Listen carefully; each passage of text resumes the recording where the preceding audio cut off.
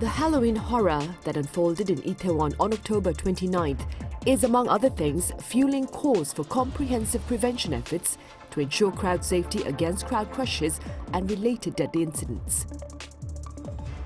So what is a crowd crush? What caused the Itaewon crush? And has Korea's crowd density inured people to its danger?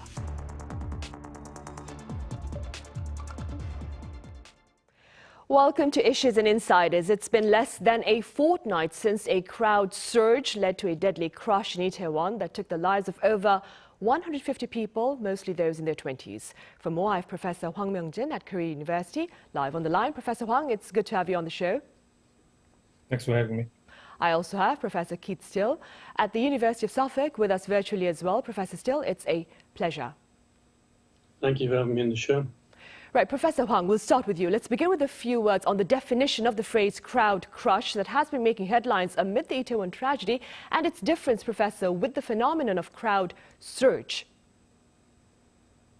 Yeah, I think many words are interchangeably used: crowd surge, crowd stampede, crowd crushes. We have to be very careful to use these terminologies. For instance, a crowd crush is a catastrophic event that can occur when people are dangerously overcrowded and people density reaches 4 to 5 persons. And per square meter, the pressure on each individual can cause a crowd to collapse on its own.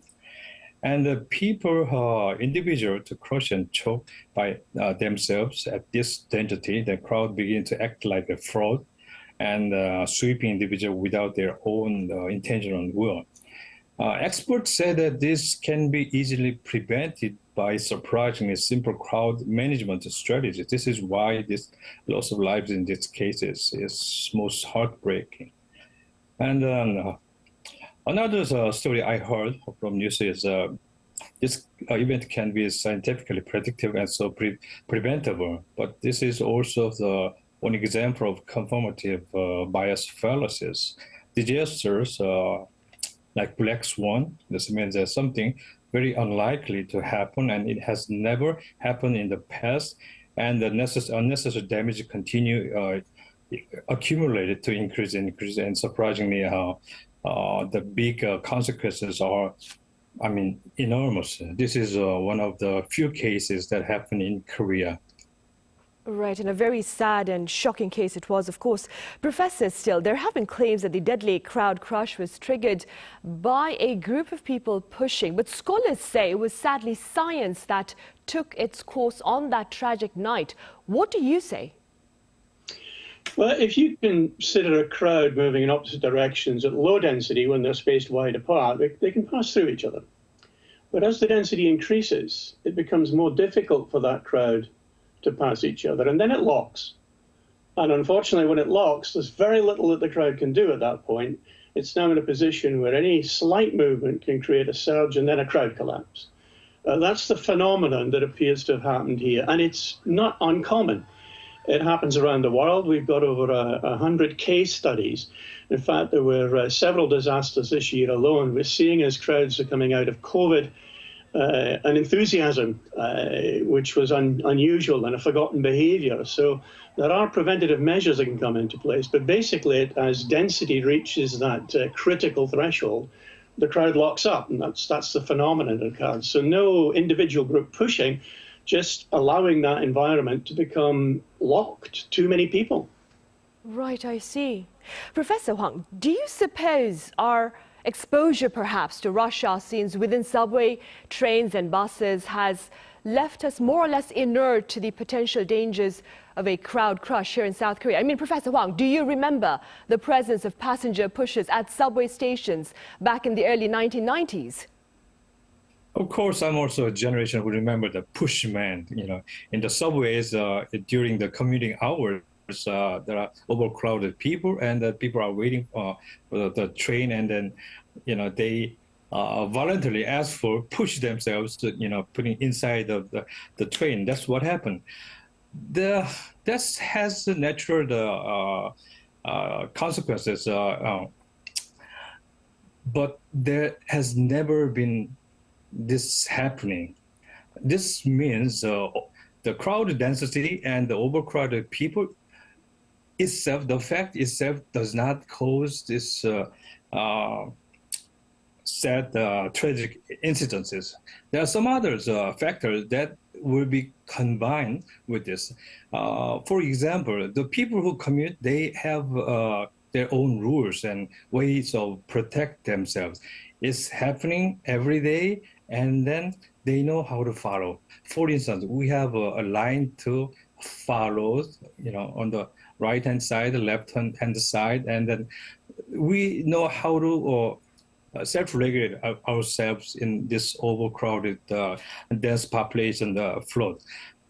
Itaewon instance is quite different because they have no regulation outside, they have no internal norms, and they don't know what to do in this rarely happening incidences. So people did not internalize or educated how to react safely, accordingly on this event. These are quite different issues. Right, essentially. Professor, still, speaking as a scholar, having observed this sad and shocking event beyond borders, of course, how do you explain its occurrence? Do you believe it was simply a freak accident that could have occurred anywhere, or was it the result of mismanagement by relevant authorities here? I wouldn't say mismanagement. I think there was a missed opportunity. These are environments that we call problem lying in wait. In any built and complex environment, if you have a limit to the number of people that can be in that area safely, then you need to consider how to regulate crowd flow. For instance, Christmas markets in the UK, we've got a castle in Lincoln where it's only got a 3-metre entrance and a 4-metre exit. It can safely contain 20,000, 30,000 people, provided we're regulating the crowd flow in and out. So in these types of environments, in a nighttime economy, you want a busy, bustling community. And as Professor Hwang's just said, that there's no intrinsic rules in those spaces.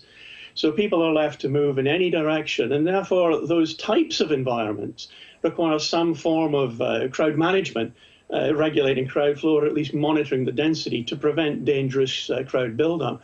But we have hundreds and hundreds of examples of dangerous environments, but not fatal environments. So it's a common occurrence that unfortunately is leading to these types of disasters when the crowds are enthusiastic, coming out of COVID, celebratory events, and coming together in such a way that the density exceeds the safe capacity and the system locks up, as we saw here, sadly. Right, which I completely understand, as you've put it, Professor Still. And yet again, Professor Hwang, I ask you, now, large gatherings, they're very common here in South Korea. We've had candlelight vigils with hundreds of thousands of people gathered in downtown Seoul. During the 2002 World Cup, we've also had a sea of red that some people joked could be visible from space. But what essentially then exposed the crowd here, gathered in Itaewon, to such tragedy? Well, this is part of the culture. And especially younger generation, they like to enjoy their freedom of choices and their cultural event and their youth. And we shouldn't blame any individual, the person who got, the loss of their lives here. The thing is that this mass culture is inevitable in modern society. In 1997, there's a famous architect named Rem Koolhaas. He wrote the book titled Delores New York, and then said that he showed how amazing and fantastic it is the society can transit from the agriculture to the modern industrial society. There's skyscrapers and concert halls, sports stadium. All these people, gather, build a new society, new culture. This is the joy and the beauty of our modern life. The issue that happen is maybe inevitable, maybe we can prevent it, but incidents happen all the time. This is, we are unlucky. But to think about it, 2002, the World Cup games, people are much more dense in the small areas, and they know exactly what to follow. And there are rules and regulations. And red color shows the unity. That does not mean that mass production, mass culture causes any danger. It's the other way. So we have to condolence the survivors and the parents of those the lost people. But still, we have to keep going on this cultural event, remembering and preparing how to make this not happen again. Right, and talking about preventing such accidents from taking place again, Professor Still, authorities here, that is, are now seeking a comprehensive framework of crowd safety guidelines. And that being said, what are your words of advice? Well, we've had a similar incident in the UK around 30 years ago in Hillsborough, and that led to the College of Policing trying to understand what the police forces need for basically they're trained in crime and disorder. That's what the police force does. But crowd safety is a totally different thing, understanding how to look at an environment and assess the risk. So we developed for the UK College of Policing a mandatory public event commanders training course to make them aware of the aspects of safety. We have in the UK safety advisory groups that would normally sit and look at spaces, multi-agency groups that evaluate the various risks. And of course, the building codes determine the number of people that might be within a building, but the number of people on a street is a different environment. And as Professor Hwang's just perfectly explained, at sporting events, there are certain conditional rules that people understand. But in a thriving nighttime economy, those rules are not apparent. So we need to consider the places that people are going. We need to have crowded, busy, bustling nighttime economies. It's a lifeblood of a city to have the tourist attractions for these. But they also need to be planned and managed safely. So again, this is what I've been doing for the last 35 years of my life since Hillsborough, is trying to figure out better ways of educating not just the public, but the people that manage and plan these spaces on how to keep them safe. So the advice really here is education and awareness is fundamental. Every country that has a disaster looks to say, well, that was Hillsborough, that was a football problem. That was in the UK. Astroworld, well, that's a concert problem. That's in the USA. Love Parade, well, that's a German problem. But really, these are all crowd problems. And they're all related to extreme density, when we break that threshold, when the crowds lock together. So understanding that gives us a safer methodology to understand crowd safety in places of public assembly. Right, I see. And Professor Hwang, what perhaps are your words of advice to all those affected as Korea seeks to come to terms with this tragedy? Well, here's what I want to say. First, we should not blame the victims and mocking the victims' family. That we learned from the previous disasters, Itaewon and other incidents. Second, there should not be unnecessary, excessive media exposure. That we also learned from the previous experiences.